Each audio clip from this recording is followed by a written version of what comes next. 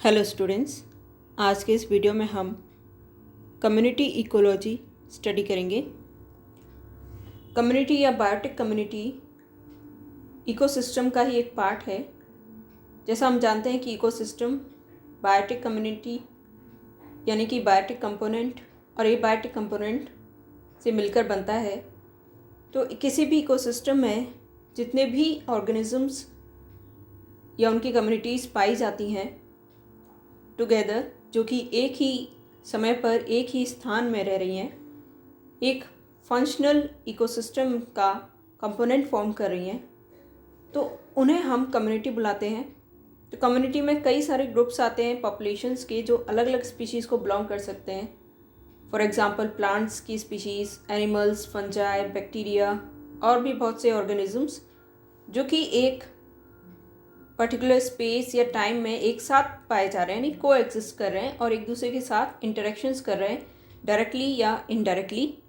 तो ये मिलकर एक कम्युनिटी फॉर्म करते हैं।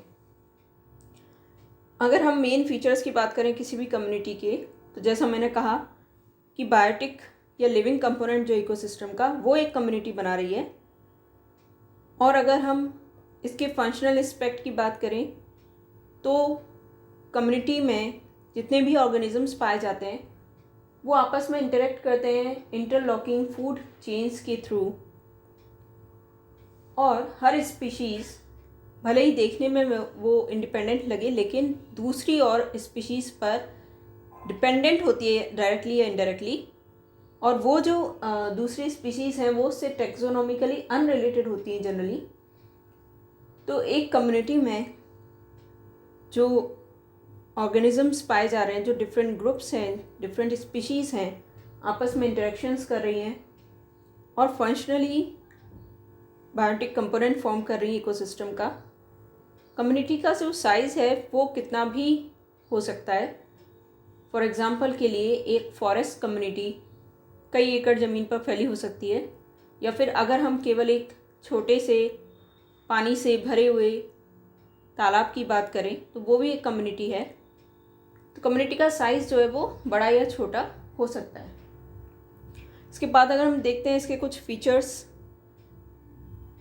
तो कम्युनिटी ग्रेडियंट और बाउंड्रीज़ की बात करें तो जनरली जो कम्युनिटीज़ हम नेचर में देखते हैं तो कभी भी हम उन्हें एक दूसरे से सेपरेट नहीं कर सकते, क्योंकि वो ब्लेंड हो रही है एक दूसरे के साथ, एक ग्रेडियंट फॉर्म कर रही हैं जिसमें उनको एक दूसरे से बिल्कुल ही सेपरेट कर देना, यानी एक बाउंड्री उनके बीच में खींच देना कि यहाँ पर एक कम्युनिटी ख़त्म होती है, दूसरी कम्युनिटी वहाँ से शुरू हो रही है, वो पॉसिबल नहीं है।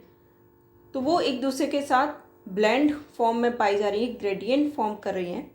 तो इसलिए ये डिफ़िकल्ट होता है डिटरमाइन करना कि कहाँ पर एक कम्युनिटी ख़त्म हो रही है, कहाँ पर दूसरी कम्युनिटी शुरू हो रही है। तो कोई शार्प बाउंड्रीज़ उनके बीच में नहीं पाई जा रही। फॉर एग्जाम्पल के लिए अगर दो प्रकार के फॉरेस्ट जिनमें जो टाइप ऑफ वेजिटेशन है, डोमिनेंट वेजिटेशन, वो डिफरेंट है। मान लीजिए एक फॉरेस्ट है जिसमें पाइन के ट्रीज़ ज़्यादा पाए जा रहे हैं, तो उसे हम पाइन फॉरेस्ट कम्युनिटी बुला सकते हैं डोमिनेंट वेजिटेशन के बेसिस पर।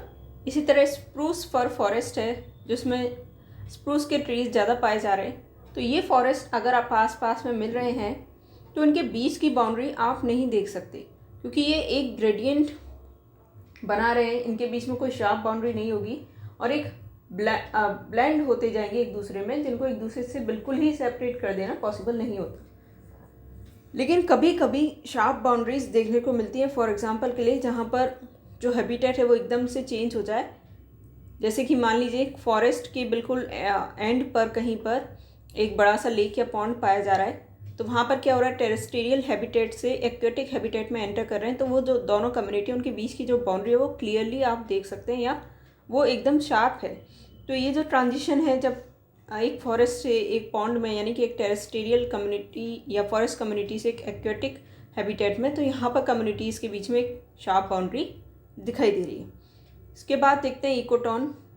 तो होता क्या है, जैसा मैंने आपको बताया कि डिफरेंट जो कम्युनिटीज़ होती हैं उनके बीच में जो है एक जोन पाया जा सकता है वेजिटेशन का, उसे हम इकोटोन बुलाते हैं या ट्रांजिशन जोन बुलाते हैं। होता क्या है, यहाँ पर जब भी एक कम्युनिटी ख़त्म होती है और दूसरी कम्युनिटी शुरू होती है तो उसके बीच में कोई शार्प बाउंड्री तो है नहीं, तो वहाँ पे जो एक जोन पाया जा रहा है जहाँ पे एक कम्युनिटी से दूसरी कम्युनिटी में ट्रांजिशन हो रहा है, उस ट्रांजिशन जोन में होता क्या है, जो टाइप ऑफ वेजिटेशन है वो एकदम स्पेशलाइज होगी, यानी वो ना तो उस कम्युनिटी की होगी ना अगली कम्युनिटी की, जो शुरू होने वाली कम्युनिटी है उसको बिलोंग करेगी। तो वो ऐसा इसलिए है क्योंकि उस रीजन में, उस हिस्से में, ट्रांजिशन जोन में दो डिफरेंट एनवायरमेंटल पैटर्न्स का अफेक्ट देखने को मिल रहा है। एक तो जो पहले कम्युनिटी को बिलोंग करता है, एक दूसरी कम्युनिटी को बिलोंग करता है। इस वजह से वहाँ का जो एनवायरनमेंट है उसके हिसाब से जो अडेप्टेड वेजिटेशन है, वही स्पेशलाइज्ड वेजिटेशन है, वही देखने को मिलेगी वहाँ पर। इकोटोन का रेंज जो है नैरो या वाइड हो सकता है। और एक और कैरेक्टरिस्टिक होती है इकोटोन की कि वहाँ पर दोनों कम्युनिटीज़ के कंपैरिजन में ज़्यादा नंबर ऑफ़ स्पीशीज़ पाई जाती हैं, हाई डाइवर्सिटी देखने को मिलती है नेबरिंग कम्युनिटीज़ के कंपैरिजन में। ये जो फिनोमेना है इंक्रीज स्पीशीज डाइवर्सिटी का, यानी कि जहाँ ट्रांजिशन जोन है, जहाँ एक कम्युनिटी ख़त्म हो रही है, दूसरी कम्युनिटी शुरू हो रही है, उनके बीच का जो वो जोन है, ट्रांजिशन जोन या इकोटोन, वहाँ पर एनवायरनमेंट, दो प्रकार के एनवायरनमेंट्स का प्रभाव होने के कारण जो high number of species diversity, high number of species देखने को मिलता है। स्पीशीज़ में डाइवर्सिटी भी देखने को मिलती है, यानी कि एक तो बहुत सारी स्पीशीज़ पाई जा रही हैं संख्या में और उनमें डाइवर्सिटी देखने को मिल रही है। तो ये जो अफेक्ट है इसे एज अफेक्ट कहा जाता है। क्यों? क्योंकि ये कहाँ देखने को मिल रहा है, एक एज पर देखने को मिल रहा है, एक बाउंड्री पर देखने को मिल रहा है। इसका एक मेन रीज़न यही है क्योंकि वहाँ पर जो एनवायरमेंटल कंडीशंस हैं वो दोनों कम्युनिटीज़ से डिफरेंट है और ज़्यादा स्पीशीज़, नंबर ऑफ़ स्पीशीज़ के लिए सूटेबल होती हैं। तो ऐसी स्पीशीज़ जो वहाँ पर पाई जा रही हैं, वहाँ सर्वाइव कर रही हैं, वहाँ रह रही हैं और रिप्रोडक्शन भी वहीं पर कर रही हैं एज पर, बाउंड्री पर या इकोटोन में, तो उन्हें हम एज स्पीशीज़ बुलाते हैं। इसके बाद देखते हैं community classification based on metabolism. तो हॉवर्ड ओडम ने इकोसिस्टम्स को कम्युनिटी मेटाबॉलिज्म के बेसिस पर क्लासिफाई किया। उन्होंने क्या किया, फोटोसिंथेसिस और रेस्पिरेशन, ये जो दो फिनोमेना हैं उनका एक रेशियो निकाला और उन्होंने कहा कि जहाँ पर, या ऐसी कम्युनिटी में जहाँ पर रेशियो जो है फोटोसिंथेसिस और रेस्पिरेशन का 1 होता है, यानी P/R इज इक्वल टू 1, तो ये एक स्टेबलाइज सिस्टम को रिप्रेजेंट करता है और इसे हम जो है स्टेबलाइज सिस्टम को रिप्रेजेंट करता है। अगर मान लीजिए ये जो रेशियो है P/R का 1 से ज़्यादा हो जाएगा, यानी कि फोटोसिंथेसिस रेस्पिरेशन को एक्सीड कर रहा है, तो ये सिस्टम जो है ऑटोट्रॉपिक सिस्टम कहलाएगा।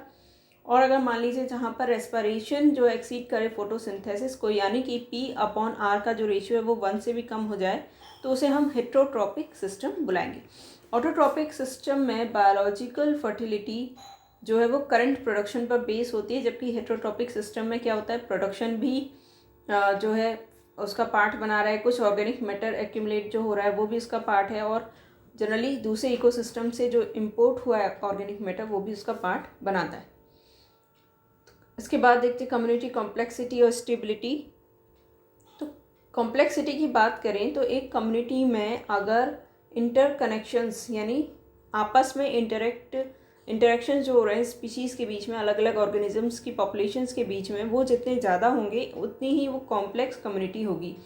तो कॉम्प्लेक्सिटी सीधे सीधे किस पर डिपेंड कर रही है, नंबर ऑफ़ इंटरकनेक्शंस पे, यानी कम्युनिटी के जो एलिमेंट्स हैं, डिफरेंट कम्युनिटी में जो अलग अलग पॉपुलेशंस पाई जा रही हैं अलग अलग स्पीशीज़ की, उनके बीच में जितनी ज़्यादा इंटरकनेक्शंस देखने को मिलेंगे उतनी ही ज़्यादा कॉम्प्लेक्स वो कम्युनिटी मानी जाएगी।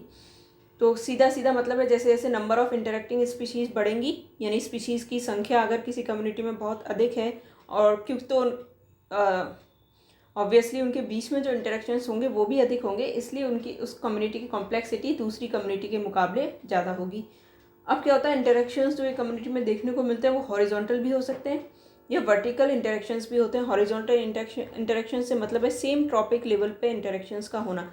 मान लीजिए हर्बीवोर्स का जो ट्रॉपिक लेवल है उसमें मान लीजिए 2 प्रकार की या 2 से ज़्यादा प्रकार की स्पीशीज़ मिलती हैं हर्बीवोर्स की, तो वो सभी मान लीजिए ग्रास पे डिपेंडेंट है, सेम रिसोर्स यूटिलाइज कर रहे हैं, तो उनके बीच का जो इंटरेक्शन है वो एक हॉरिजॉन्टल इंटरेक्शन का एग्जाम्पल है, क्योंकि वो सेम लेवल पे आते हैं ट्रॉपिक या फूड चेन में।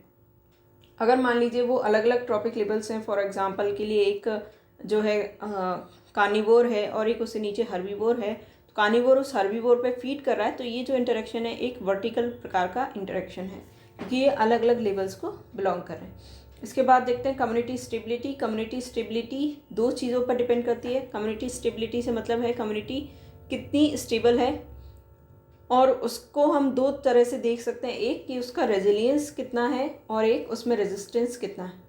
रेजिस्टेंस क्या होता है, मान लीजिए किसी भी डिस्प्लेसमेंट फिनोमेना को अवॉइड करने की जो एबिलिटी है वो उस कम्युनिटी का रेजिस्टेंस होता है, यानी कि कोई भी ऐसा फिनोमेना जिसके कारण उस कम्युनिटी को वो डिस्टेबलाइज कर सके, उसमें या तो स्पीशीज़ की संख्या घट जाए या वहाँ पर उसका कुछ जो वेजिटेशन है या उसका कुछ नुकसान हो, ऐसे फिनोमेना को अगर वो कम्युनिटी अच्छे से रोक पाती है, अवॉइड कर पाती है, उससे कोई नुकसान नहीं होता उसे, तो उसका रेजिस्टेंस इसका मतलब हाई है।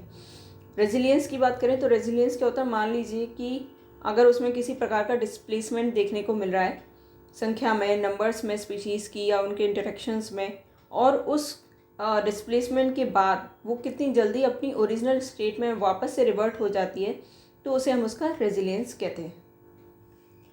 तो कॉम्प्लेक्स कम्युनिटीज़ जनरली स्टेबल मानी जाती हैं। क्यों? क्योंकि एक कम्युनिटी में जितने ज़्यादा इंटरेक्शंस पाए जाएंगे, मान लीजिए कोई डिस्प्लेसमेंट का फिनोमेना होगा तो ज़्यादा से ज़्यादा जो इंटरेक्शंस थोड़े बहुत कम होंगे, लेकिन क्योंकि उसमें इंटरेक्शंस की संख्या इतनी है तो उसका अफेक्ट जो है वो कम देखने को मिलेगा, तो इसलिए इम्पैक्ट कम देखने को मिलेगा कोई भी सडन चेंज का, क्योंकि वहाँ पर इंटरेक्टिंग स्पीशीज़ की संख्या ज़्यादा है। तो उससे कोई भी ऐसा अफेक्ट नहीं आएगा कम्युनिटी में जो कि उसको डिस्ट्रॉय कर दे पूरी तरह से। तो ऐसी कम्युनिटी, कॉम्प्लेक्स कम्युनिटी ज़्यादा स्टेबल होगी। इसका एग्जांपल है फॉरेस्ट इकोसिस्टम या फॉरेस्ट कम्युनिटी। फॉरेस्ट कम्युनिटी में आप देखेंगे अगर फायर लगता है या आग लगती है तो वो ज़्यादा बेटर उस सिचुएशन में उसका जो अफेक्ट है, ड्रास्टिक अफेक्ट, उस पर बहुत ही कम पड़ता है। लेकिन एक ग्रासलैंड इकोसिस्टम या ग्रासलैंड कम्युनिटी है तो वहाँ पर ज़्यादा अफेक्ट जो है उसका देखने को मिलता है फायर का। तो ये एक एग्जांपल है इसका स्टेबिलिटी का। इसी तरह रेजिस्टेंस और रेजिलियंस की बात करें तो रेजिस्टेंस जनरली एसोसिएटेड होता है के सेलेक्टेड स्पीशीज़ के डोमिनेंस से, और रेजिलियंस को हम एसोसिएट कर सकते हैं आर सेलेक्टेड स्पीशीज़ के डोमिनेंस से। यानी कि अगर किसी कम्युनिटी में के सेलेक्टेड स्पीशीज़ जो होती हैं वो ज़्यादा पाई जा रही हैं तो उस कम्युनिटी का जो रेजिस्टेंस है वो ज़्यादा अच्छा होगा। और कोई ऐसी कम्युनिटी, फॉर एग्जांपल के लिए ग्रासलैंड कम्युनिटी, जहाँ पर आर सेलेक्टेड स्पीशीज़ यानी ऐसी स्पीशीज़ जो कि जनरली छोटी होती हैं साइज़ में, अपॉर्चुनिस्टिक होती हैं, रिप्रोडक्शन बहुत जल्दी करती हैं और काफ़ी संख्या में करती हैं, तो उसमें रेजिलियंस ज़्यादा देखने को मिलेगा। और फॉरेस्ट स्पीशीज़ एक के सेलेक्टेड स्पीशीज़ वहाँ पर ज़्यादा डोमिनेंट होती हैं तो उसका जो रेजिस्टेंस है वो ज़्यादा, रेजिलियंस कम है। तो होगा क्या, मान लीजिए अगर फायर लगता है दोनों प्रकार की कम्युनिटीज़ में तो ग्रासलैंड कम्युनिटी जल्दी से अपनी ओरिजिनल स्टेट में आ जाएगी क्योंकि उसका रेजिलियंस अधिक है, उसमें आर सेलेक्टेड स्पीशीज़ ज़्यादा पाई जा रही हैं। और फॉरेस्ट कम्युनिटी जो है उसे काफ़ी साल लग सकते हैं, हंड्रेड्स ऑफ ईयर्स भी लग सकते हैं एक ऐसे चेंज, एक ऐसे ड्रास्टिक चेंज के अफेक्ट से उबरने के लिए, क्योंकि उसमें के सेलेक्टेड स्पीशीज़ ज़्यादा डोमिनेंट होती हैं। इसके बाद और देखते हैं तो कम्युनिटी की कैरेक्टरिस्टिक्स में आते हैं आपके स्पीशीज़ कंपोजिशन। कम्युनिटीज़ में जो स्पीशीज़ पाई जा रही हैं उनका नंबर और उनकी इवननेस, यानी कि वो कितनी इवन है एक दूसरे के मुकाबले। यानी हो सकता है कि कोई स्पीशीज़ जनरली कम्युनिटी में क्या होती है, ज़्यादा डोमिनेंट होती है। फॉर एग्जांपल के लिए जनरली जब हम वेजिटेशन की बात करते हैं, क्योंकि वेजिटेशन फॉरेस्ट या जो ट्रीज़ हैं उनकी संख्या जनरली एनिमल्स के मुकाबले किसी भी कम्युनिटी में आसानी से दिख जाती है। तो होता क्या है कि किसी भी कम्युनिटी में जो डोमिनेंट स्पीशीज़ है, यानी जो सबसे ज़्यादा नंबर में पाई जा रही है, वो जो स्पीशीज़ है वो अपनी नंबर और ग्रोथ के द्वारा उस हैबिटेट को कंट्रोल करती है, उसको मॉडिफाई करती है। उसके कारण वहाँ की एनवायरमेंटल कंडीशंस जो हैं सेट होती हैं उसी के अकॉर्डिंग, और जो बाकी की स्पीशीज़ हैं कम्युनिटी की, उनकी ग्रोथ भी वो अफेक्ट करती है। ऐसे स्पीशीज़ को हम डोमिनेंट्स बुलाते हैं, डोमिनेंट स्पीशीज़ बुलाते हैं। जनरली क्या जाता है कम्युनिटीज़ में एक ही स्पीशीज़ जो है जनरली जो कि प्लांट्स को बिलोंग करती है, वेजिटेशन होती है, वही जो है देखने में आती है और वही डोमिनेंट कम्युनिटी जो कहलाती है। और उस कम्युनिटी को फिर हम उस डोमिनेंट स्पीशीज़ के नाम से ही बुलाते हैं। फॉर एग्जांपल के लिए आपका spruce forest community. Spruce forest community से मतलब है क्योंकि वहाँ पे स्प्रूस के ट्रीज ज़्यादा पाए जा रहे हैं, वो संख्या में भी ज़्यादा है और उनका जो अफेक्ट है पूरे एनवायरनमेंट में वो उसको मॉडिफाई करते हैं। वहाँ का टेम्परेचर, वहाँ की ह्यूमिडिटी और भी जितनी कैरेक्टरिस्टिक्स हैं सॉइल से रिलेटेड हो, तो वो सब उनके कंट्रोल में है, उनका अफेक्ट उस पर पड़ रहा है और उसके कारण फिर जो वहाँ पे जो स्पीशीज़ पाई जाएंगी वो सीधे सीधे अफेक्टेड हो रही हैं। तो इस स्पीशीज़ को हम वहाँ की डोमिनेंट स्पीशीज़ कह सकते हैं, इसलिए उस कम्युनिटी को हम स्प्रूस फॉरेस्ट कम्युनिटी भी बुलाते हैं।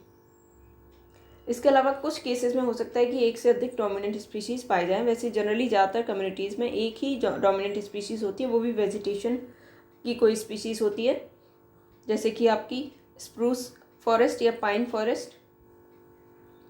इसके बाद देखते हैं की स्टोन स्पीशीज़। की स्टोन स्पीशीज़ और डोमिनेंट स्पीशीज़ दोनों जो है एक दूसरे से डिफरेंट बात है। की स्टोन स्पीशीज़ वो एक स्पीशीज़ होती है जिसकी एक्टिविटी के कारण वो जो है कम्युनिटी के स्ट्रक्चर को डिटरमाइन कर रही है।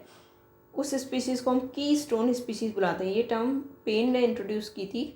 तो की स्टोन स्पीशीज़ जो है किसी भी अपनी कम्युनिटी की जो स्ट्रक्चर है उसको इतना अफेक्ट करती है कि बाकी की जो स्पीशीज़ हैं उनकी अबेंडेंस को वो डायरेक्टली जो है एक तरह से इनडायरेक्टली या डायरेक्टली कंट्रोल करती है। तो होता क्या है, ज़रूरी नहीं है कि ये डोमिनेंट हो नंबर में, यानी कि ऐसा नहीं है कि कीस्टोन स्पीशीज़ बहुत ज़्यादा संख्या में पाई जा रही है। बजाय अपनी लो अबेंडेंस के और बायोमास में कम होने के भी एक कीस्टोन स्पीशीज़ अपने उस कम्युनिटी को इतना कंट्रोल कर पाती है कि बाकी की जो स्पीशीज़ हैं उनकी अबेंडेंस सीधे सीधे उसके होने पर डिपेंड कर रही है। अगर मान लीजिए किसी कम्युनिटी में कीस्टोन स्पीशीज़ नहीं रही तो हो सकता है कि बाकी की जो स्पीशीज़ जो उस पर डिपेंडेंट थी उनका जो पॉपुलेशन है उनकी जो संख्या है वो भी कम हो जाए, यहाँ तक कि वो एक्सटिंक्ट भी हो सकती है। क्यों? क्योंकि वो की स्टोन स्पीशीज़ कुछ ऐसे काम कर रही थी, कुछ ऐसा फंक्शनल रोल प्ले करती है कम्युनिटी में जिसके कारण बाकी स्पीशीज़ का जो रहना है या उनका सर्वाइवल है वो अफेक्ट होता है, वो सुनिश्चित होता है। और उनके ना होने से, की स्टोन स्पीशीज़ के ना होने से बाकी स्पीशीज़ का जो नंबर है या संख्या है वो भी ड्रॉप हो जाती है। इसका एक उदाहरण है अफ्रीकन एलिफेंट, जो कि अपने हैबिटेट में जहाँ पर वो पाए जाते हैं वहाँ पे श्रब्स को, स्मॉल ट्रीज़ को जनरली जो है डिस्ट्रॉय करते रहते हैं और ग्रासलैंड हैबिटेट की तरफ अपने हैबिटेट को प्रमोट करते हैं। तो ये जो है एक तरह से स्पीशीज़ के सर्वाइवल को अफेक्ट कर रहे हैं, दूसरी स्पीशीज़ के सर्वाइवल को। तो ये एक एग्जांपल है कीस्टोन स्पीशीज़ का। इसके बाद है स्पीशीज़ डाइवर्सिटी, यानी कि जो कैरेक्टरिस्टिक होती है किसी भी कम्युनिटी की वो होती है कि उसमें कितने नंबर ऑफ़ स्पीशीज़ पाई जा रही है। यानी कि ये सीधे सीधे आप कैलकुलेट कर सकते हैं कि एक गिवन एरिया में जितनी नंबर ऑफ़ स्पीशीज़ हैं उसका पता लगा के, तो इससे आपको पता चलेगा स्पीशीज़ की डेंसिटी कितनी है स्पीशीज़। लेकिन उसकी जो डाइवर्सिटी है वो डिपेंड करती है साथ में स्पीशीज़ की इवननेस पर, यानी कि इक्विटेबिलिटी पर। एक हो गया फैक्टर स्पीशीज़ रिचनेस, यानी कितनी नंबर ऑफ़ स्पीशीज़ पाई जा रही हैं। अगर कम्युनिटी में काफ़ी स्पीशीज़ मिल रही हैं तो वो इतनी ही रिच कम्युनिटी है। स्पीशीज़ रिचनेस जो ये फैक्टर है उसके लिए बहुत अधिक है। अगर मान लीजिए वो सब स्पीशीज़ जो हैं उसमें जो ऑर्गेनिजम्स पाए जा रहे हैं उनमें से एक स्पीशीज़ में के ऑर्गेनिजम्स की संख्या अधिक है और बाकी स्पीशीज़ के ऑर्गेनिजम्स की, इंडिविजुअल्स की संख्या कम है, तो हम ये कहेंगे कि वहाँ पे जो इवननेस है वो लो है, क्योंकि सभी स्पीशीज़ के जो इंडिविजुअल्स हैं वो बराबर सी या बिल्कुल आसपास समान सी संख्या में नहीं पाए जा रहे। तो दो तरह की कम्युनिटीज़ हो सकती हैं, यानी कि एक कम्युनिटी ऐसी जिसमें कि सभी स्पीशीज़ पाई जा रही है मोर और लेस इक्वल संख्या में और काफ़ी सारी स्पीशीज़ पाई जा रही है, और एक ऐसी कम्युनिटी भी हो सकती है जिसमें एक या दो स्पीशीज़ ऐसी हैं जो कि सबसे ज़्यादा संख्या में मिल रही हैं और बाकी की स्पीशीज़ जो है बहुत ही कम संख्या में मिल रही हैं। ऐसे में वो जो एक या दो स्पीशीज़ हैं वो डोमिनेंट स्पीशीज़ कहलाती हैं। उसके बाद देखते हैं कुछ कैरेक्टर्स कैरेक्टर्स। कम्युनिटी के दो प्रकार के कैरेक्टर्स होते हैं कम्युनिटी के, एनालिटिक और सिंथेटिक। एनालिटिक कैरेक्टर्स क्वालिटेटिव और क्वांटिटेटिव दोनों प्रकार के हो सकते हैं। क्वालिटेटिव कैरेक्टर्स में आते हैं स्ट्रेटिफिकेशन, पेरियोडिसिटी, वाइटलिटी, और क्वांटिटेटिव कैरेक्टर्स में आते हैं आपके frequency, density, cover, biomass etcetera. तो क्वालिटेटिव कैरेक्टर्स को मेज़र करना इतना आसान नहीं होता, लेकिन क्वांटिटेटिव कैरेक्टर्स को हम मेज़र कर सकते हैं, यानी फ्रीक्वेंसी ऑफ स्पीशीज़, डेंसिटी कितनी है उस कम्युनिटी में स्पीशीज़ की, बायोमास एक्सेट्रा। सिंथेटिक कैरेक्टर्स को एनालिटिक कैरेक्टर्स के मेजरमेंट से डिराइव किया जाता है। फिर है स्ट्रेटिफिकेशन। स्ट्रेटिफिकेशन क्या है? स्ट्रेटिफिकेशन से मतलब है हमारा कि जो एक कम्युनिटी है उसमें जो इंडिविजुअल्स पाए जा रहे हैं, जो ऑर्गेनिजम्स पाए जा रहे हैं, उनका जो स्पेशल डिस्ट्रीब्यूशन है उसमें एक प्रकार का लेयरिंग देखने को मिलती है, यानी कि क्योंकि डिफरेंट एनवायरमेंटल कंडीशंस होती हैं डिफरेंट जगह पर एक कम्युनिटी का जो हैबिटेट है उसमें, तो वहाँ पर क्या होता है कि जो स्पेशियल अबेंडेंस है ऑर्गेनिजम्स की वो डिफ़र करती है, इसे हम स्ट्रेटिफिकेशन बुलाते हैं। फॉर एग्जांपल के लिए एक अगर प्लांट कम्युनिटी है तो होता क्या है, प्लांट कम्युनिटी का उसमें ट्रीज़ भी आते हैं, श्रब्स भी आते हैं, हर्ब्स भी आते हैं और मॉसेस और लाइकेंस भी आते हैं। तो होता क्या है, मॉसेस और लाइकेंस जनरली जो फॉरेस्ट का फ्लोर है उसको कवर कर रहे हैं। उससे टॉलर जो हर्ब्स होती हैं वो, फिर उससे टॉलर श्रब्स आते हैं, फिर सबसे टॉलर होते हैं ट्रीज़। और अगर हम ट्रॉपिकल फॉरेस्ट की बात कर रहे हैं तो वहाँ पर ट्रीज़ क्या करते हैं, एक अपर लेवल बनाते हैं, अपर स्ट्रेटा या कैनोपी जिसे बुलाया जाता है ऊपर, जिससे क्या होता है कि केवल उसकी कैनोपी तक ही लाइट आती है और बाकी की सनलाइट जो नीचे के जो प्लांट्स हैं जो कि हाइट में बहुत ही छोटे हैं उन तक नहीं पहुंच पाती। तो इससे क्या होता है, एनवायरमेंटल कंडीशंस मॉडिफाई हो जाती हैं, हर स्पेस में, हर स्ट्रेटा में, हर लेवल पर एनवायरमेंटल कंडीशंस अलग हो रही हैं और हर लेवल पर जो ऑर्गेनिजम्स पाए जा रहे हैं उनका जो स्पेशल डिस्ट्रीब्यूशन है स्पेस में वो अलग पाया जा रहा है। तो इसी को हम स्ट्रेटिफिकेशन बुलाते हैं। स्ट्रेटिफिकेशन टेरेस्ट्रियल कम्युनिटीज़ और एक्वेटिक हैबिटेट या एक्वेटिक कम्युनिटीज़ या इकोसिस्टम्स में भी देखने को मिलता है। तो स्ट्रेटिफिकेशंस की वजह से क्या होता है कि एनवायरमेंटल कंडीशंस मॉडिफाई हो जाती हैं और वहाँ पर जो ऑर्गेनिज्म पाए जाएंगे वो भी मॉडिफाई हो जाते हैं। एक्वेटिक इकोसिस्टम की बात करें तो उसमें भी आपको स्ट्रेटिफिकेशन देखने को मिलता है। क्यों? क्योंकि मान लीजिए कोई लेक है तो उसमें लाइट का पेनिट्रेशन यानी सनलाइट कितनी डीप उसमें पहुंच सकती है, कोई ना कोई नीचे का डीप जो हिस्सा होगा वहाँ तक सनलाइट नहीं पहुँचेगी। तो वहाँ पे क्या होगा, एनवायरमेंटल कंडीशन ऊपर के पानी के मुकाबले जहाँ पर सनलाइट आ रही है वहाँ का टेम्परेचर, ये सब जो एनवायरमेंटल कंडीशंस हैं दोनों स्ट्रेटा में, दोनों लेवल्स में डिफर करेंगी। इसको हम एक्वेटिक इकोसिस्टम का स्ट्रेटिफिकेशन बुला सकते हैं। तो दो तरह के जोन हमें किसी भी ऐसे वाटर बॉडी में देखने को मिलेंगे। यहाँ पर एक अपर जोन होगा जहाँ पे लाइट आ रही है, तो वहाँ पर फाइटोप्लैंक्टन पाए जाएंगे जनरली, जो कि फोटोसिंथेसिस कर पाएंगे सनलाइट की वजह से। और एक होगा डीप जोन या लोअर लेयर जहाँ पर फाइटोप्लैंक्टन्स नहीं है, वहाँ पर ऐसे ऑर्गेनिजम्स हैं जो कि डिकम्पोजिशन का काम करेंगे कि वहाँ पर लाइट नहीं पहुँच पा रही है। इसके बाद देखते हैं पीरियोडिसिटी। तो होता क्या है, हर कम्युनिटी में कोई ना कोई चेंजेस जो है, सीजनल चेंजेस जनरली देखने को मिलते हैं। और क्योंकि जनरली कम्युनिटीज़ में प्लांट्स ही डोमिनेंट स्पीशीज़ होती हैं या तो वहाँ पे क्या होता है, प्लांट्स में कई सारे जो उनके चेंजेस होते हैं लाइफ साइकिल में वो सब पीरियोडिकल होते हैं, पीरियोडिसिटी के साथ आते हैं। फॉर एग्जांपल फूलों का आना, लीफ का फॉल होना, फ्रूट्स का आना, सीड का डिस्पर्सल या फ्लावरिंग होना या कोई ग्रोथ होना, सीड का जर्मिनेशन होना, ये जितने भी फिनोमिना होते हैं एक प्लांट की लाइफ साइकिल में ये सब पीरियोडिकली होते हैं। तो ये जो चेंजेस आ रहे हैं सीज़न के हिसाब से जब इनकी स्टडी की जाती है तो इनको हम पीरियोडिसिटी बुलाते हैं। और एक जो फिनोलॉजी है वो कैलेंडर है इन इवेंट्स का, किसी भी प्लांट की लाइफ हिस्ट्री में जितने भी इवेंट्स हो रहे हैं उसका जो कैलेंडर एक तरह से वो हम फिनोलॉजी कहते हैं। यानी कि हम जब एक प्लांट की लाइफ साइकिल में होने वाले इवेंट्स को टाइम के अकॉर्डिंग या स्टडी करते हैं सीजन के अकॉर्डिंग कि किस टाइम पे ये इवेंट हो रहा है और अगले किस टाइम पे अगला इवेंट होगा, तो उसे हम फिनोलॉजी बुलाते हैं। तो एक कम्युनिटी में हो सकता है कि डिफरेंट स्पीसीज़ पाई जा रही हो ट्रीज़ की, तो हर एक स्पीसीज़ की जो फिनोलॉजी है वो उस दूसरे ट्री से डिफ़र करेगी। लेकिन क्योंकि एक अगर डोमिनेंट स्पीशीज़ है तो उसकी जो फिनोलॉजी होगी उसमें जो चेंजेस होंगे तो उसकी वजह से डिफरेंट सीजन पर जो कम्युनिटी है उसका जो ओवरऑल अपीयरेंस होगा, उसको ओवरऑल देखेंगे तो वो अलग चीज़ है और उसे हम बुलाते हैं आपका एस्पेक्शन। यानी कि एक कम्युनिटी जिसमें मान लीजिए डोमिनेंट वेजिटेशन कोई एक पर्टिकुलर प्लांट स्पीशीज़ है, तो उसमें मान लीजिए अगर ऑटम में पत्तियां झड़ रही हैं उसकी, तो ऑटम में जो उसका जो कम्युनिटी का अपीयरेंस होगा वो जो है वो डिफरेंट होगा। स्प्रिंग में अगर मान लीजिए उस पर फ्लावर आ रहे हैं उस डोमिनेंट स्पीशीज़ पे, ट्री स्पीशीज़ पे, तो उसका जो व्यू होगा या अपीयरेंस होगा ओवरऑल डिफरेंट होगा। तो इसको हम क्या बुलाते हैं, इसे हम एस्पेक्शन बुलाते हैं। और ये किस पर डिपेंड कर रहा है, सीधे सीधे उस डेफिनेट कम्युनिटी पे जो वहाँ पे डोमिनेंट है। इसके बाद है फिजियोग्नोमी। फिजियोग्नोमी क्या होता है, जब हम कम्युनिटी के बाहरी अपीयरेंस से, आउटर अपीयरेंस से उसके कैरेक्टर्स का असेसमेंट करें।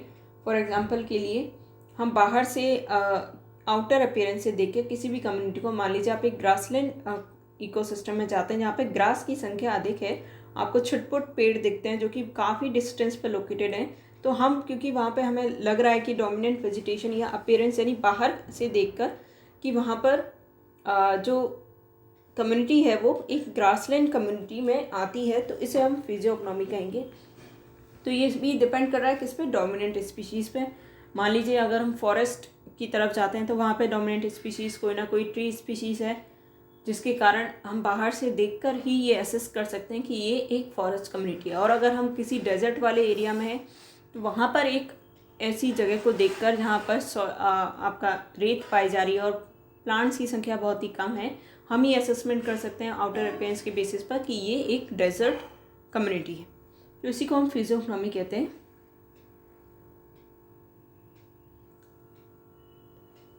फिर बात करते हैं कुछ इकोलॉजिकल इंटरडिपेंडेंस या इंटरेक्शंस की। तो एक कम्युनिटी में, जैसा मैंने आपको बताया कि कई सारी स्पीशीज़ पाई जा रही हैं, अलग अलग ग्रुप्स हैं इंडिविजुअल्स के, तो वो क्या होता है, उनके बीच में इंटरेक्शंस होना स्वाभाविक है। एक दूसरे के साथ सीधे सीधे डायरेक्ट इंटरेक्शन भी हो सकता है या इनडायरेक्ट इंटरेक्शंस भी हो सकते हैं। तो ये जो इंटरेक्शंस हैं या जो इंटरडिपेंडेंस हैं, ये फूड के लिए हो सकते हैं, स्पेस के लिए हो सकते हैं, रिप्रोडक्शन के लिए हो सकते हैं, प्रोटेक्शन के लिए हो सकते हैं, और ये एक स्पीशीज़ के लिए बहुत ही इम्पॉर्टेंट हो सकता है सर्वाइवल के लिए। अगर वो इंटरेक्ट नहीं करेगी दूसरी स्पीशीज़ के साथ में तो हो सकता है कि वहाँ पर उसका सर्वाइवल जो है बिल्कुल ही ना हो पाए। तो ये जो इंटरेक्शन, हम इनको दो प्रकार में बांट सकते हैं, पॉजिटिव और नेगेटिव इंटरेक्शन। ये किस पे डिपेंड करता है कि ये जो इंटरेक्टिंग ऑर्गेनिज्म है उस पर उस इंटरेक्शन का क्या प्रभाव पड़ रहा है। अगर वो अच्छा प्रभाव है तो उसे हम पॉजिटिव इंटरेक्शन कहेंगे, अगर वो उसको नेगेटिवली अफेक्ट कर रहा है तो वो नेगेटिव इंटरेक्शन में आ जाता है। पॉजिटिव इंटरेक्शंस की बात करें तो एक है उसमें म्यूचुअलिज्म। म्यूचुअलिज्म एक ऐसा रिलेशनशिप होता है जिसमें दो डिफरेंट स्पीशीज़ के मेंबर्स एसोसिएटेड होते हैं, लेकिन दोनों ही मेंबर्स को उसमें बेनिफिट मिल रहा है, कोई ना कोई लाभ उन दोनों स्पीशीज़ के मेंबर्स को मिल रहा है, इसलिए वो उस एसोसिएशन में हैं, तो इसे हम म्यूचुअलिज्म बुलाते हैं। म्यूचुअलिज्म यानी दोनों जो मेंबर्स हैं इस एसोसिएशन में उनको लाभ मिले। ये भी दो तरह का हो सकता है, ऑब्लिगेट और फैकल्टेटिव। ऑब्लिगेट म्यूचुअलिज्म में क्या होता है, दोनों ऑर्गेनिजम्स को बेनिफिट मिल रहा है, लेकिन ये रिलेशनशिप ऑब्लिगेटरी है। ऑब्लिगेटरी यानी बिल्कुल कंपलसरी है। सिम्बायोसिस को भी कभी कभी म्यूचुअलिज्म के साथ कि जैसा ही टर्म में यूज़ किया जाता है। सिम्बायोसिस का मतलब होता है लिविंग टुगेदर एक्चुअली, लेकिन यहाँ पे अगर हम म्यूचुअलिज्म की बात करें, जो म्यूचुअलिज्म का मतलब है वो अगर एसोसिएट कर रहे हैं तो इसमें दोनों को ही बेनिफिट मिलना चाहिए। ऑब्लिगेट म्यूचुअलिज्म के कुछ एग्जांपल है राइजोबियम, जो कि नाइट्रोजन फिक्सिंग बैक्टीरिया होता है, रेज्यूम्स की रूट नोड्यूल्स में रहता है। तो यहाँ पे बैक्टीरिया क्या है, होस्ट प्लांट से न्यूट्रिशन ड्राइव कर रहा है, लेकिन साथ में वो एटमॉस्फेरिक नाइट्रोजन को फिक्स करता है और प्लांट को अवेलेबल करा है। तो यहाँ पे दोनों को जो है एसोसिएशन जो है दोनों को बेनिफिट कर रहा है, यानी बैक्टीरिया को भी बेनिफिट हो रहा है क्योंकि उसे न्यूट्रिशन मिल रहा है प्लांट से, और जो प्लांट है उसको भी बेनिफिट मिल रहा है क्योंकि उसे नाइट्रोजन प्राप्त हो रही है। तो ये जो ये ऑब्लिगेट म्यूचुअलिज्म है। इसके बाद देखते हैं लिकेंस का। लिकेंस में क्या होता है, फंगस और एक एल्गा जो है साथ में क्लोजली एसोसिएटेड रहते हैं। फंगस जो है सबस्ट्रेटम से अटैच होता है इसमें, और वो जो है इनऑर्गेनिक सब्सटेंसेस को एब्जॉर्ब करता है, जिसे एल्गा यूज़ करके एक फोटोसिंथेसिस के थ्रू अपने लिए ऑर्गेनिक न्यूट्रिशन जो है उसका बंदोबस्त करता है। तो ये भी एक ऑब्लिगेट म्यूचुअलिज्म है, दोनों को एक दूसरे की ज़रूरत होती है। कोरल रीफ के केस में कुछ सीलेंट्रेट और एल्गी भी ऑब्लिगेट रिलेशनशिप में पाए जाते हैं। इसी तरह माइकोराइजी भी म्यूचुअलिस्टिक रिलेशनशिप है फंजाई और हायर प्लांट्स के रूट्स के बीच में। इसी तरह एक म्यूचुअलिज्म होता है फैकल्टेटिव म्यूचुअलिज्म, जो कि कंपलसरी नहीं है, इसे हम प्रोटो कोऑपरेशन भी बुला सकते हैं। इसका एग्जांपल है एक सीलेंट्रेट सी एनीमोन, जिसे हम बुलाते हैं एडम्सिया पैलेट, जो कि हर्मिट क्रैब की जो शेल्स होती हैं उससे अटैच हो जाता है। तो सी एनीमोन को वो क्रैब जो है जब वो चलता है अपनी एक जगह से दूसरी जगह फूड की तलाश में, तो सी एनीमोन को साथ में कैरी करके ले जाता है, और जो क्रैब है वो इंटर्न जो है सी एनीमोन, क्योंकि उसके टेंटिकल्स होते हैं, उनके द्वारा उसे प्रोटेक्शन भी मिलती है। तो ये एक, हालांकि ये एक कंपलसरी म्यूचुअलिज्म नहीं है, ऑब्लिगेटरी नहीं है, इसलिए इसे हम फैकल्टेटिव म्यूचुअलिज्म बुलाते हैं। फिर है कमेंसलिज्म। कमेंसलिज्म का मतलब होता है लिटरली एट टेबल टुगेदर, यानी कि यहाँ पर क्या है, कमेंसलिज्म में दो स्पीशीज़ क्लोज एसोसिएशन में पाई जा रही है, लेकिन यहाँ पर एक स्पीशीज़ को तो फ़ायदा हो रहा है लेकिन दूसरी स्पीशीज़ को ना तो कोई फ़ायदा है ना कोई नुकसान हो रहा है, यानी कि वो अनअफेक्टेड है। जनरली ये जो एसोसिएशन है वो ट्रांसपोर्टेशन के लिए या फिर एक तरह से स्पेस के लिए किया जाता है। एग्जांपल के लिए एपीफाइट्स जो होती हैं वो ट्रॉपिकल ऑर्किड्स, फॉर एग्जांपल के ट्रॉपिकल ऑर्किड्स जो होते हैं वो ट्रीज़ को अपने सपोर्ट के लिए यूज़ करते हैं, तो उन्हें हम एपीफाइट बुलाते हैं, क्योंकि ये होस्ट ट्री को जिसके ऊपर वो चढ़ रहे हैं सपोर्ट के लिए उसको ना तो कोई नुकसान पहुंचाते हैं ना ही कोई बेनिफिट पहुंचाते हैं। इसी तरह रिमोरा जो सकर फिश होती है वो जो है शार्क्स और दूसरी लार्ज फिशेस पर जो है जनरली अटैच हो जाती है केवल ट्रांसपोर्टेशन के लिए, तो उसे हम एक प्रकार से कमेंसलिज्म बुला सकते हैं। नेगेटिव इंटरेक्शंस की बात करते हैं तो जिसके कारण दोनों या एक स्पीशीज़ पर कम से कम नेगेटिव अफेक्ट पड़ता है, तो इसका एग्जांपल है प्रेडेशन। प्रेडेशन यानी कि जब एक जनरली जो कार्निवोर ऑर्गेनिज्म होता है वो किसी न किसी हर्बीवोर पे प्रे अपॉन करता है तो उसे प्रेडेशन कहा जाता है। तो जो ऑर्गेनिज्म है जो कि शिकार कर रहा है उसे प्रेडेटर बुलाते हैं, और वो ऑर्गेनिज्म जिसका शिकार हो रहा है, जिसको किल किया जा रहा है और खाया जा रहा है, उसे हम प्रे बुलाते हैं। पैरासिटिज्म। पैरासिटिज्म एक रिलेशनशिप है जिसमें एक स्पीशीज़ जो कि पैरासाइट है वो दूसरी स्पीशीज़ जिसको होस्ट बुला रहे हैं उसको अपने बेनिफिट के लिए उसका एक तरह से शोषण करती है, ग्रोथ करती है, उसके ऊपर डिपेंड होकर रिप्रोडक्शन करती है, और दूसरी जो होस्ट है उसको हार्म पहुंचता है, नुकसान पहुंचता है। तो ये होस्ट भी जनरली डेफिनेटिव होस्ट या इंटरमीडिएट होस्ट हो सकते हैं। इंटरमीडिएट होस्ट है तो केवल कुछ समय के लिए पैरासाइट उसके संपर्क में आता है, और अगर वो एक डेफिनेटिव या प्राइमरी होस्ट है तो पैरासाइट जो है अपनी मैच्योरिटी जो मैच्योर स्टेज है, वयस्क अवस्था है, वो होस्ट के ऊपर या अंदर रहकर प्राप्त कर रहा है तो उसे हम उसका डेफिनेटिव होस्ट बुलाते हैं, और वहीं पर अगर वो सेक्सुअली रिप्रोड्यूस कर रहा है तो वो इसका डेफिनेटिव होस्ट या प्राइमरी होस्ट होता है। बाकी के होस्ट इंटरमीडिएट होस्ट या सेकेंडरी होस्ट हैं जो केवल कुछ समय के लिए पैरासाइट के संपर्क में आते हैं, और कोई ना कोई डेवलपमेंटल स्टेज जो है पैरासाइट की वो उनके अंदर या बाहर कंप्लीट की जाती है, लेकिन वहाँ पर सेक्सुअल रिप्रोडक्शन परफॉर्म नहीं किया जाता। एग्जाम्पल के लिए ट्राइपेनोजोम्स जो होते हैं उनका प्राइमरी होस्ट होते हैं ह्यूमंस, और टेसी फ्लाई उसका सेकेंडरी होस्ट होता है। पैरासाइट्स जो है जनरली होस्ट स्पेसिफिक होते हैं, स्मॉलर होते हैं साइज में, उनका रिप्रोडक्टिव पोटेंशियल जो है काफ़ी हाई होता है, और ये दो प्रकार से हम इनको डिफ्रेंशिएट कर सकते हैं, एक्टोपैरासाइट और एंडोपैरासाइट। जो कि अंदर रह रहे हैं बॉडी में होस्ट के उनको एंडोपैरासाइट बुलाया जाता है, फॉर एग्जांपल हुक वॉर्म्स। इसी तरह जो सरफेस पर रहते हैं होस्ट को हम उनको एक्टोपैरासाइट्स बुलाते हैं, एग्जांपल के लिए समिट्स। इसके अलावा इंट्रासेलुलर भी हो सकते हैं, यानी कि एक पैरासाइट जो सेल के अंदर रह रहा है वो इंट्रासेलुलर, और जो कि सेल में अंदर नहीं पाया जा रहा है, टिश्यू स्पेसिस में रह रहा है, वो इंटरसेलुलर हो सकता है। इसी तरह कभी कभी एक पैरासाइट दूसरे पैरासाइट पर भी फीड करता है, उसे हम एपीपैरासाइट बुला सकते हैं, और इस रिलेशनशिप को हम हाइपर पैरासिटिज्म बुलाते हैं। कुछ पैरासाइट टेम्पररी पैरासाइट होते हैं, फॉर एग्जांपल के लिए female mosquitoes, Anopheles, Culex, Aedes, bedbug, sandfly.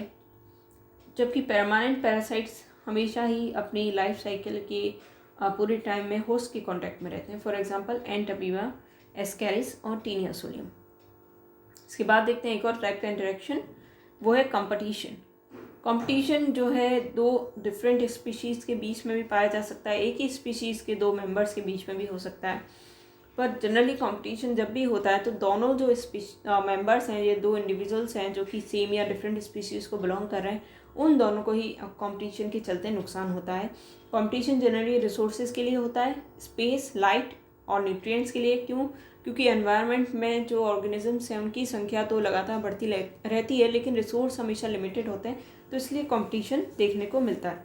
तो कंपटीशन दो तरह का हो सकता है, इंटर स्पेसिफिक कंपटीशन, जहाँ पर दो डिफरेंट स्पीशीज़ के इंडिविजुअल्स के बीच में जो कि एक ही एरिया में रह रहे हैं उनके बीच में कंपटीशन जो देखने को मिलता है, ये दो तरह का हो सकता है, इंटरफेरेंस और एक है एक्सप्लॉयटेशन कंपटीशन।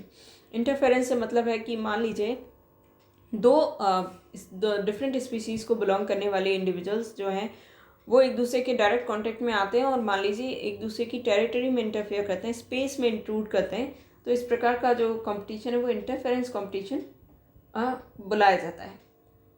दूसरे तरह का कंपटीशन है वो एक्सप्लॉयटेशन कंपटीशन। ये इनडायरेक्टली होता है, यानी इसके लिए ज़रूरी नहीं है वो दोनों मेंबर्स या इंडिविजुअल्स जो हैं वो कांटेक्ट में आएँ, डायरेक्ट कांटेक्ट में। होता क्या है कि एक ही रिसोर्स को अगर वो दोनों यूज़ कर रहे हैं, यूटिलाइज़ कर रहे हैं अपने लिए, चाहे वो पानी के लिए हो या भोजन के लिए हो, तो दोनों क्योंकि सेम रिसोर्स को यूटिलाइज़ कर रहे हैं तो दोनों भले ही डायरेक्ट कॉन्टैक्ट में ना आ रहे हो, लेकिन दोनों एक दूसरे को एडवर्स अफेक्ट कर रहे हैं। इसे हम एक्सप्लॉयटेशन कंपटीशन कर रहे हैं, क्योंकि दोनों ही जो इंडिविजुअल्स हैं डिफरेंट स्पीशीज़ के, वो एक ही रिसोर्स को एक्सप्लॉइट कर रहे हैं यहाँ पर। इसके बाद होता है interest specific competition. Interest specific competition same species के इंडिविजुअल्स के बीच में पाया जा रहा है। ये काफ़ी फियर्स हो सकता है। क्यों? क्योंकि जो सेम स्पीशीज़ को बिलोंग करते हैं इंडिविजुअल्स, उनकी जो ज़रूरतें होती हैं वो भी सिमिलर होती हैं फूड के मुकाबले, मेट्स के केस में और जो है स्पेस के केस में। तो ऐसे में ये कंपटीशन ज़्यादा इंटेंस होता है। तो गॉस प्रिंसिपल जो है वो एक रशियन इकोलॉजिस्ट के नाम के ऊपर ये रखा गया है। गॉस ने एक प्रिंसिपल दिया था अपना कंपटीशन के लिए। उन्होंने कहा था कि अगर मान लीजिए एक स्टेबल होमोजीनस एनवायरनमेंट में दो स्पीशीज़ साथ में देखने को मिल रही हैं आपको, दो स्पीशीज़ जो कि कॉम्पीटिंग स्पीशीज़ हैं वो कोएग्जिस्ट कर रही हैं, तो इसका कारण सिर्फ एक ही है, वो ये क्योंकि उनके बीच में निक डिफ्रेंशिएशन हो चुका है, यानी कि उन्होंने अपने रियलाइज्ड निक्स जो हैं वो डिफरेंट कर लिए, तभी वो कोएग्जिस्ट कर सकती हैं। अगर ऐसा नहीं होता तो उनका साथ में कोएग्जिस्ट करना बिल्कुल ही इम्पॉसिबल है। होगा क्या? अल्टीमेटली एक कॉम्पिटिंग स्पीशीज़ दूसरी कॉम्पिटिंग स्पीशीज़ को एक्सक्लूड कर देगी, यानी एलिमिनेट कर देगी। इस प्रिंसिपल को हार्डन ने कॉम्पिटिटिव एक्सक्लूजन प्रिंसिपल नाम दिया। इसका मतलब अगर कंप्लीट कॉम्पिटिटर्स हैं दो स्पीशीज़ तो वो कभी भी साथ में कोएग्जिस्ट नहीं कर सकती, साथ में नहीं पाई जाती। मान लीजिए अगर दो स्पीशीज़ हैं और वो सेम रिसोर्स को यूटिलाइज़ कर रही हैं, तो होगा क्या? वो सेम रिसोर्स तो लिमिटेड है, लेकिन उन दो जो स्पीशीज़ हैं उस रिसोर्स के लिए अगर उनके बीच में कंपटीशन होगा तो अल्टीमेटली एक जो स्पीशीज़ है वो एलिमिनेट हो ही जाएगी, एक्सक्लूड हो ही जाएगी। अगर मान लीजिए वो दोनों अपना निक डिफ्रेंशिएट कर लेती हैं, यानी उसी हैबिटेट में रहकर उनका जो एक्चुअल निक है वो ट्रॉपिक निक है, वो उन्होंने या कोई सा भी निक है, स्पेस निक है, स्पेशल निक है, उसको डिफ्रेंशिएट कर लिया, यानी उसी हैबिटेट के दो अलग अलग हिस्सों को उन्होंने यूटिलाइज करना शुरू कर दिया है, तो वो कोएग्जिस्ट कर सकती हैं। लेकिन अगर वो सेम निक में है, सेम रिसोर्स को यूटिलाइज करेंगी तो ऐसा हमेशा के लिए नहीं चल सकता। अल्टीमेटली एक ना एक स्पीशीज़ उसमें से एक्सक्लूड हो ही जाएगी। गॉस ने दो स्पीशीज़ पे पैरामीशियम की जो एक एक्सपेरिमेंट किया था, पैरामीशियम ऑरेलिया और पैरामीशियम कॉर्डेटम पे। उन्होंने देखा कि दोनों स्पीशीज़ को अगर इंडिविजुअली वो कल्चर करते हैं तो दोनों का जो ग्रोथ पैटर्न है वो जो है लॉजिस्टिक ग्रोथ पैटर्न शो करती हैं, और दोनों ही मतलब मैक्सिमम ग्रोथ कर रही हैं अगर उनको इंडिविजुअली ग्रो कराया जाए। लेकिन जब उनको साथ में जो है ग्रो कराते हैं, कल्चर कराते हैं, तो होता क्या है, दोनों के साथ में होने से ऑरेलिया जो है स्पीशीज़ है उसमें तो ग्रोथ देखने को मिलती है, लेकिन जो कॉर्डेटम स्पीशीज़ है उसकी पॉपुलेशन में डिक्रीज देखने को मिलता है।